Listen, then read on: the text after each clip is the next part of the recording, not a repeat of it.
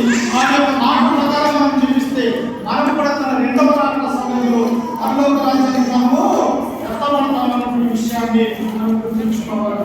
ఇంకా మనం చదువుకుంటూ ఉన్నప్పుడు ప్రియులారా, ఆయన ఏమి సెలవిస్తున్నాడు ఒకసారి చూడండి. 42వ వచనంలో, అదే మత్తయి సువార్త 24వ అధ్యాయం 42వ వచనము, కావున ఏ దినమున మీ ప్రభువు వచ్చునో మీకు తెలియదు కనుక మెలకువగా ఉండుడి. చూసారా, ఏ దినము యేసుక్రీస్తు రెండవ సమయంలో వస్తాడో మీకు తెలియదు కనుక మీరు ఏం చేయాలంట? మీరు మెలకువగా ఉండి దేవునికి ప్రార్థన చేయాలి. మెలకువగా ఉంటే ఈ లోకంలో అనేక మంది నిద్రవంతులుగా